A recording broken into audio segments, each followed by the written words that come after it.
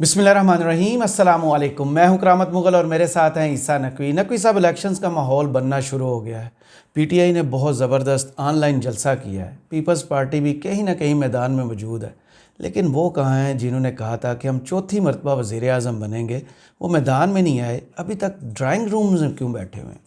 करामत मुगल साहब, बड़ी इंटरेस्टिंग गेम चल रही है और गेम फंस गई है। ब्लैकमेलिंग हो रही है फुल टाइम। अच्छा। एक चिट्टा कोरा जवाब हो गया और मियाँ साहब की जो चौथी मरतबा वज़ीर आज़म बनने की ख्वाहिश या कोशिश है जी। उसके ऊपर इस वक्त काली घटा छाई हुई है। एक बड़ा गहरा काला बादल है। आपको पता ना कि अब से थोड़ी देर पहले मेरी एक साहब से बात हुई, आप भी सुन रहे थे, और वो साहब जो हैं वो उन लोगों में शामिल हैं जो मियाँ साहब को मशवरे देते हैं, जो वेल कनेक्टेड है। मशवरे देते हैं, लेकिन वो किचन काबीना का बाकायदा हिस्सा इसलिए नहीं है क्योंकि वो रियासत पाकिस्तान के सरकार के मुलाजिम भी हैं। तो जाहिर है कि उनसे जो बात हुई वो किचन कैबिनेट के साथ कनेक्टेड भी हैं। उन्होंने कुछ चीज़ें जो बताई हैं वो बड़ी इंटरेस्टिंग हैं, और इस तमाम वक्त के दौरान खबरें ये आ रही हैं कि एक और लंदन प्लान भी तैयार है। अच्छा। हाँ, एक और लंदन प्लान, और वो लंदन प्लान बड़ा दिलचस्प है। ट्रैजेक्टरी भी मैं आपके सामने रख दूंगा, उसको ज़रा फॉलो कीजिएगा कि ये किस तरीके से, क्योंकि मियाँ साहब हैं तो देखें एक शातिर सियासी खिलाड़ी है, घाग है, उनको अपने पत्ते कैसे खेलने हैं, कब खेलने हैं। ये ऐसे नहीं है कि 11वां इजलास पार्लिमानी बोर्ड का बस मुकाए ना, ख़त्म करें, वक्त आ गया है। अब आपका नॉमिनेशन पेपर फाइल होनी है, स्क्रूटनी होनी है और इलेक्शन सिंबल से लॉट होने हैं। कोई कट्टा-कट्टी निकालें। ये जो लेगर बैठे हुए हैं इतना लंबा कि 70% इन्होंने कहा था मरीम नवाज साहिबा ने सलीम साफ़ी के इंटरव्यू में, और सलीम साफ़ी को आपको पता है कि कब इंटरव्यू दिया था जी। जनवरी की 28 तारीख को ये आई थी, मिड फरवरी के करीब इन्होंने सलीम साफ़ी को इंटरव्यू दिया था, जिसमें ये दावा कर रही थी, खुद को प्रेजेंट कर रही थी कि उस वक्त ज़ाहिर है कि इनको बड़ा पिच किया जा रहा था कि नेक्स्ट प्राइम मिनिस्टर होंगे। तो उसमें इन्होंने कहा था कि हमारा 70% काम मुकम्मल है, सही, नाम भी फाइनल है। राना सनाउल्लाह साहब बहुत सारे इंटरव्यूज़ में हमारे कैंडिडेट्स फाइनल हैं, हमें पता है, हमने कहा कि इसको खड़ा करना है, बस उसकी एक ऑफिशियल एक छोटा सा काम होना है। ये गेम कहीं फंसी हुई है ना। ये जो जावेद लतीफ़ का बयान आया कि हम काफ लीग के अलावा किसी से सीट एडजस्टमेंट नहीं करेंगे, लेकिन फिर आपने नोट नहीं किया काफ लीग से सालिक साहब का जो बयान आया वो भी मैं ज़रा खोल लेता हूँ साथ साथ, ताकि आपकी तसल्ली के लिए, आपकी क्योंकि गेम जो चल रही है ना, जिसमें उन्होंने कहा बहुत खुशी हुई है मरियम नवाज गुजरात आई हैं। हाँ, लेकिन उन्होंने साथ ही एक और बात भी की है ना जी। उन्होंने, बहरहाल मैं आपको बताता हूँ इस वक्त वो प्लेटफॉर्म वाली जो अभी उन्होंने कहा है कि हमारे मामलात कन्फर्म नहीं हुए। जी जी जी, अभी चीज़ें फाइनल नहीं हुई। अभी इकट्ठे इलेक्शन लड़ने के हवाले से और उसके हवाले से कुछ मामलात हैं जो तय होने हैं। ये खामखा नहीं आया बयान जी। और जो जावेद लतीफ़ साहब ने बयान दिया है, जी, जावेद लतीफ़ साहब ने जो बयान दिया ना वो भी इंटरेस्टिंग है। वो कहते हैं कि हम एडजस्टमेंट नहीं करेंगे। यही पहले बयान राना सनाउल्लाह ने दिया था और वही इस्तेहकाम पाकिस्तान पार्टी वाली टॉक्स के सेंटर में बैठे हुए नजर आए। अच्छा देखें, हुआ पता क्या जी। मियाँ साहब ने कमिट किया था। जी। मियाँ साहब ने कहा था कि हाँ हम इनको साथ लेके चलेंगे। सही। मियाँ साहब अपने लिए रास्ते बना रहे थे। दुबई आए मियाँ साहब, लंदन से निकले, सऊदी अरब आए, यूएई आए, कुछ मुलाकातें हुई इसहाक डार साहब के जो अपार्टमेंट्स हैं वहाँ पर, और वहाँ पर ओन चौधरी साहब भी पाए गए। एक अचानक खबर आई थी कि जहांगीर तरीन जो हैं वो इलाज की गर्ज से लंदन रवाना हो गए। उस वक्त भी कुछ हुआ था। दरमियान में पीपल्स पार्टी ईद के मौके पे जरदारी साहब, बिलावल और ये सब लोग भी वहाँ पर गए दुबई। जी। क्या खिचड़ी पक रही थी। इसकी ट्रैजेक्टरी को फॉलो करना, फिर मैं आपको बताता हूँ कि अभी जो मियाँ साहब ने किया है और जिस तरीके से उन्होंने एक कार्ड खेला है, लेट्स सी कि वो कैसे वर्कआउट करेगा या नहीं करेगा। पहले खबरें आ रही थी पीपल्स पार्टी ने जनाब जब 9 मई हो गया, 9 मई के बाद अभी जून का महीना नहीं चढ़ा था, अभी मई का महीना था, अभी इस्तेहकाम पाकिस्तान पार्टी नहीं बनी थी। मियाँ साहब जो हैं वो बाहर थे। तो आसिफ जरदारी साहब ने कहा कि जनाब हमने पड़ाव डालना है, डेरे डालने हैं लाहौर में। जी, और लाहौर में हम जनाब काया पलट देंगे, कोई जलसा करेंगे। जलसा करेंगे। उनके बैनर्स लग गए, वो बैनर्स रातों रात गायब हो गए। ये अपने तौर पर ना झंडे छपवा के गए थे कि पीटीआई को लोग तोड़े जा रहे हैं, पीटीआई से लोग निकलेंगे, हमारे पास शमूलियत करेंगे, पंजाब में हमारी गेम कमज़ोर है, पार्टी गायब हो चुकी, जी, वापस आएगी। और ये अभी तक प्रैक्टिकली प्राइम मिनिस्टर की दौड़ में थे। सही, उस वक्त तक चीज़ें फैसला जो है वो या हुआ नहीं था या इन तक पहुंचा नहीं था। सही। जरदारी साहब के साथ जब ये सब कुछ हुआ तो उस दौरान नदीम अफजल चंद ने और फैसल करीम कुड्डी ने एक प्रेस कॉन्फ्रेंस की। उन्होंने कहा कि ये लड़ाई तख्त लाहौर की है और उसमें हमारा भी हिस्सा है, बिल्कुल ऐसे ही, और हम अपना हिस्सा लेंगे। उधर से बिलावल ने कुछ बयानात देने शुरू किए खिलाफ। जी, फिर अचानक शीरो शक्कर हुए, गोलाबारी रुक गई। हनीफ अब्बासी कह रहे थे भुट्टो मर गया, उधर से शैला रजा साहिबा ने चढ़ाई की भी थी हनीफ अब्बासी और नून लीग पे। एकदम सीज़ फायर हुआ। बिलावल ने कहा कि शहबाज शरीफ से अच्छा तो वज़ीर आज़म ही कोई नहीं है, ये नून लीग से ज़्यादा पीपल्स पार्टी के वज़ीर आज़म है। और अंकल इसहाक डार को तो मैंने चार्टर ऑफ डेमोक्रेसी साइन करते देखा है। फिर ये चले गए जनाब दुबई। सब उस वक्त पावर शेयरिंग फार्मूले के ऊपर काम कर रहे थे सही, कि हमने आगे क्या करना है। पीटीआई तो आउट हो गई। ये लड़ाई हुई है माले गनीमत पे। अच्छा अच्छा अच्छा अच्छा अच्छा, माले गनीमत पे लड़े, शिकार मिलके किया है, उस वक्त तक इकट्ठे थे। उसके बाद जो गौल और झुंड है ना, उसमें लड़ाई हो गई कि अब इस इक़्तिदार को खाना किस तरह, किस ये पोर्शन मैंने लेना है, ये आपको देना है। हाँ, पुट की बोटी कौन लेगा, हाँ, कौन जो है वो राने उठा के भागेगा। हाँ। तो वो उस वक्त नाराज़ हो गए थे मौलाना फजलुर रहमान कि सानू पूछे ही नहीं। सानू पूछे ही नहीं। मौलाना साहब सदारत के उम्मीदवार आसिफ अली जरदारी और ये लोग गए थे। इन्होंने ये कहा था कि हमने आपको प्राइम मिनिस्टरशिप दी थी 2022 में, अब हमारी बारी है। वहाँ पर कुछ फार्मूला आया। फार्मूला ये आया कि जो सबसे ज़्यादा सीटें लेगा वो प्राइम मिनिस्टर बनाएगा, जो दूसरे नंबर पर आएगा उसे सदर बना देंगे, जो तीसरे नंबर पे आएगा, इस तरह इन्होंने बिल्कुल फैसला ज़हनी तौर पे कर लिया था कि जैसे पीटीआई का एक वोट भी नहीं पड़ना, सीट भी नहीं मिलनी। स्पीकर कौमी असम्बली फलां को दे देंगे, चेयरमैन सेनेट फलां को दे देंगे, दरमियान में इस्तेहकाम पाकिस्तान पार्टी। बहरहाल मियाँ साहब ने एक इनिशियल अंडरस्टैंडिंग दे दी थी कि हाँ मैं इस्तेहकाम पाकिस्तान पार्टी से करूँगा। मियाँ साहब ने या तो यहाँ पर आने के बाद गेज किया है या उनके जहन में मंसूबा पहले से मौजूद था। उन्होंने इस सारी चीज़ को डिले किया और डिले करते करते करते आज वो इस पॉइंट पर आ गए हैं कि इलेक्शन रिजल्ट भी आ गया। वो इलेक्शन शेड्यूल आ गया। वो किस तरीके से डिले करते आए जी, उन्होंने बाप पार्टी को पहले उसमें कर लिया। पाकिस्तान आने के बाद बैकग्राउंड में कुछ ना कुछ चल रहा होगा ना, बैकग्राउंड में चल रहा होगा कि अभी तो मेरे केसेस वाला मामला है, निपटाएं, मेरा रास्ता बनेगा, मैं हूँ, मैं संभालूंगा। साइंस आना शुरू हो गए ना, तो एक के बाद एक चीज़ें बॉटलनेक्स दूर होती गई।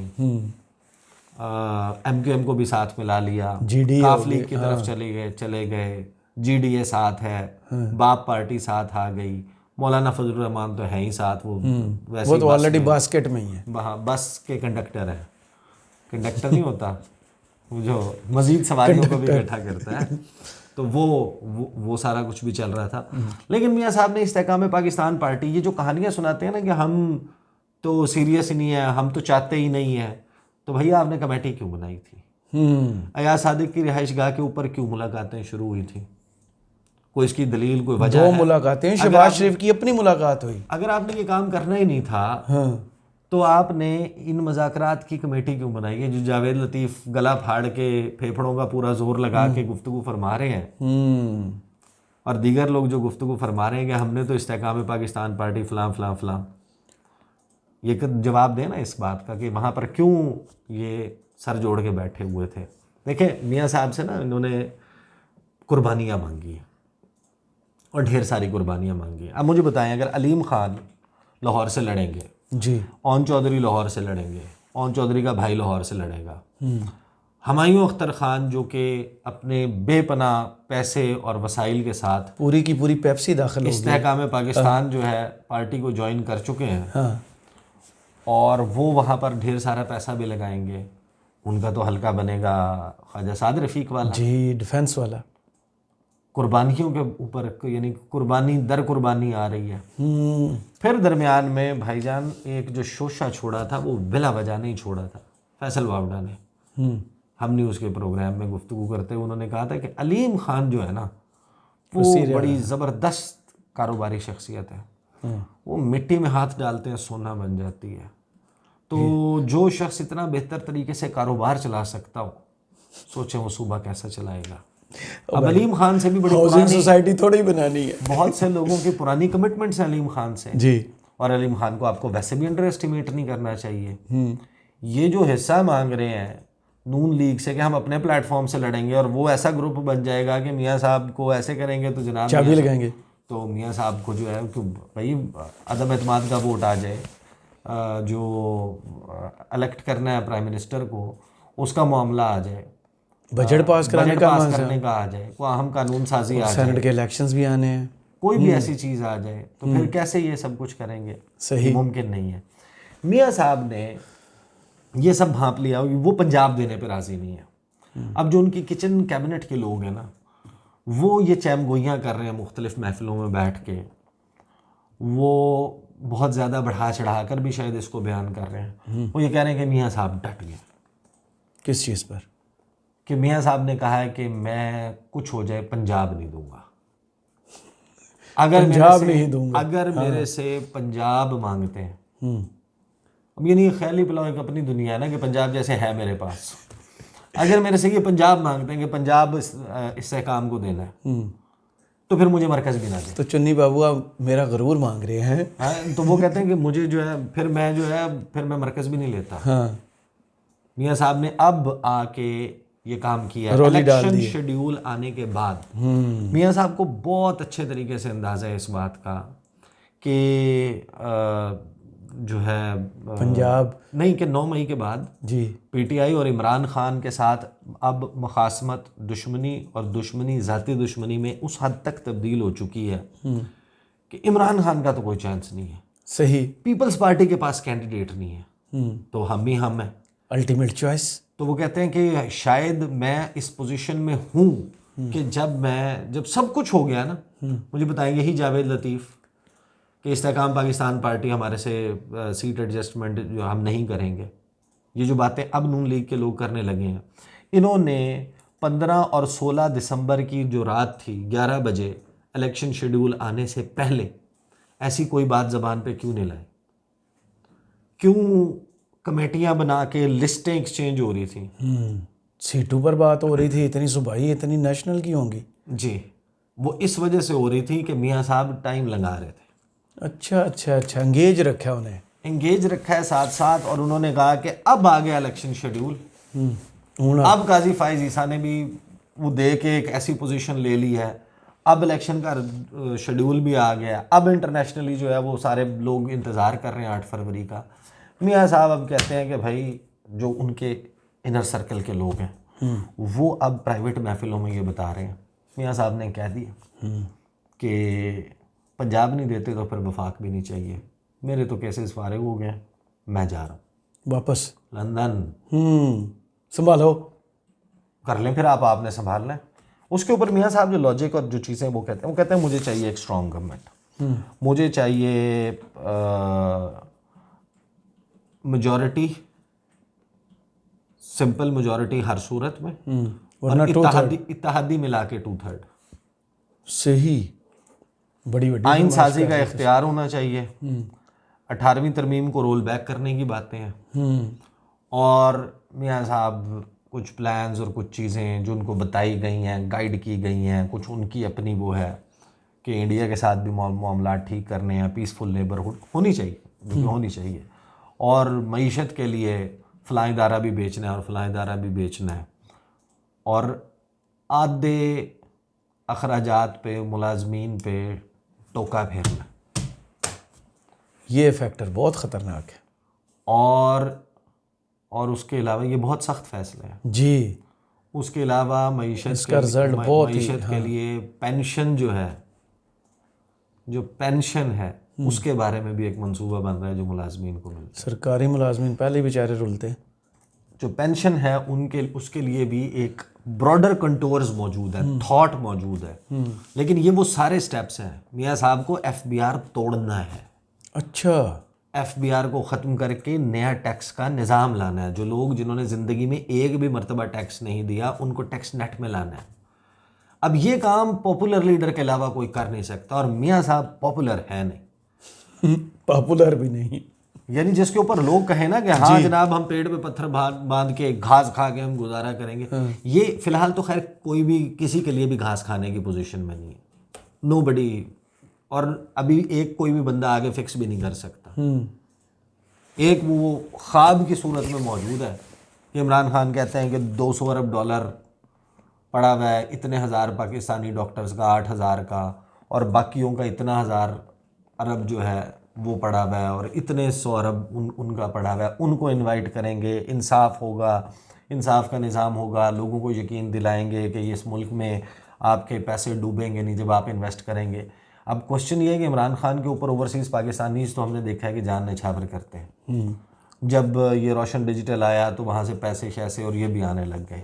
लेकिन ना ये जो कहानी है ना कि अभी इतने ज़्यादा प्रॉब्लम्स हैं पाकिस्तान के, जो जब आप सिस्टम्स देखते हैं जो इस्टेब्लिश्ड हैं, कि IG पंजाब खड़े होके चाहत फ़तेह अली खान को शील्ड दे रहा है और चाहत फ़तेह अली खान कह रहा है कि जैसे मैंने मेहनत की है। नहीं, हम दोनों एक जैसे मिलते जुलते। हाँ, कि जैसे मैंने मेहनत करके गाने में नाम कमाया, इन्होंने मेहनत करके पुलिस डिपार्टमेंट का नाम रोशन किया। मतलब यार मैंने आपको कहा था पूरी वीडियो बनती है उस पर, शायद कांस्टेबल से स्टार्ट करें और चाहत फतेह यहाँ पे आए। नहीं तो देखे ना, हिस्ट्री चेक करें आप ये देखे ना जो उन्हें गालियाँ सरेआम दे रहा था उसको सोफे पे बिठाया। अब निज़ाम ऐसा है, इसका इलाज तो डिस्प्रिन से नहीं हो सकता, इसके लिए तो सर्जरी चाहिए जी। अब सर्जरी जो है वो करने के लिए आपको वक्त दरकार है। लोग मांग रहे हैं फौरी सोल्यूशन। फौरी सोल्यूशन कहीं तंगी बहुत है, फौरी सोल्यूशन कहीं किसी के पास नहीं है। तो इमरान खान वाला मामला भी when it comes to rebuilding the economy time taking है। वो है कि ना नौमन तेल होगा ना राधा नाचेगी। अब इतनी गेम फंस गई है और मियाँ साहब उस सारी सूरत हाल का भरपूर फ़ायदा उठा रहे। वो उस पोजीशन में है, लेकिन होगा क्या? होता बहुत कुछ है। मियाँ साहब ने तो पूरा यानी कि डिच करा करा के, टाइम पास करके, फलां को साइड लाइन करके, कमेटियाँ बना के, अपने मुकदमे ये सारा कुछ करवा लिया। लेकिन पाकिस्तान में हमने ऐसी ऐसी चीज़ें होती देखी हैं। अब बहुत सारे मैंने इस सारी गुफ्तगू के ऊपर एक और शख्स की राय जानी जी। उनका तज्जिया बिल्कुल मुख्तलिफ था। उन्होंने कहा कि नहीं, ये मियाँ साहब को लगता है कि मैं ही मैं हूँ।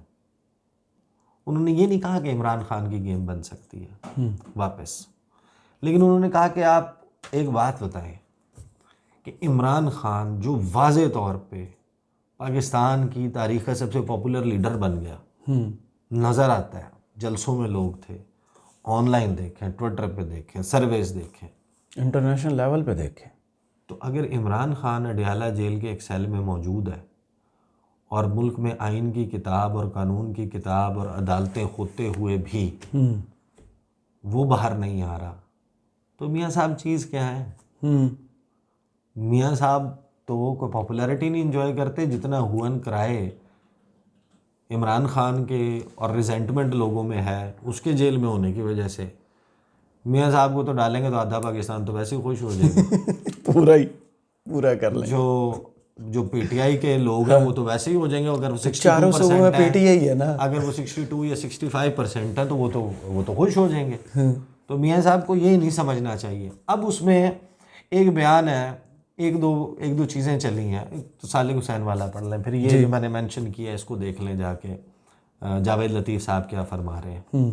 फिर ये जो प्राइवेटली बहुत सारे लोग इसको जो कनेक्टेड हैं या जिनकी कहीं ना कहीं बातचीत होती रहती है, ये जो किचन काबीना है उनकी या उनके जो करीबी सर्कल्स हैं वो इस वक्त क्या बातें कर रहे हैं उनको सुन लें। या फिर आप कुछ जुमले रेहाम खान के जो शाहिद खाकान अब्बासी के नून लीग छोड़ने के तनाजुर में, मुमकिना तौर पे छोड़ने के तनाजुर में, जो ये कह रही हूँ कि ये तो होना था और अभी मंडे तक और लोग छोड़ेंगे और सरदार मेहताब अब्बासी की खिदमात वो गिनवा रही हैं और नून लीग के कुछ लोगों के छोड़ने की बातें कर रही हैं, और फिर परवेज़ खटक साहब एक बयान देते हैं, वो कहते हैं ना, वो आखना धीनू ते सुनाना नूनू। परवेज़ खटक साहब का बयान आया, वो बयान भी ज़रा मैं हल्का सा आपके सामने रख देता हूँ, आपको अंदाज़ा हो जाएगा कि पसे पर्दा बहुत कुछ चल रहा है जी। परवेज़ खटक कहते हैं, कोई आपको लाए और आप उसकी ना सुने तो नतीजा पीटीआई की सूरत में सामने है। आप एंटी एस्टेब्लिशमेंट नहीं कि कोई आपको लाए जी, वही ना। और आप उसकी ना सुने हाँ, तो नतीजा पीटीआई की सूरत में सामने है। तो ये मियां मैसेज साहब कन्वे कर दिया। ये मैसेज ये कह इमरान खान को रहे हैं लेकिन सुना नवाज शरीफ को रहे हैं। तरा उन्होंने कर रहे।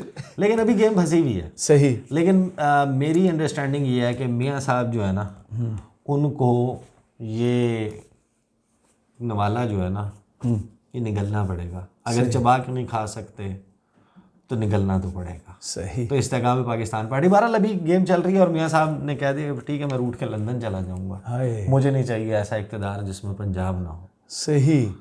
तो वो पूरा, क्योंकि उन्होंने घर में भी बांटने हैं ना वो दे सारे, तो किसको क्या देंगे, किस वादा कुछ हाथ में होगा तो देंगे ना। वो फिर मिसाल नहीं देना चाहता जो बंदा बहुत सारे लोगों से वादा कर लेता। चलें, बहुत शुक्रिया ईसा नकवी आपके तजिए का। कमेंट्स बॉक्स में ज़रूर बताइए वीडियो आपको कैसी लगी। इजाज़त दीजिए, अल्लाह हाफिज़।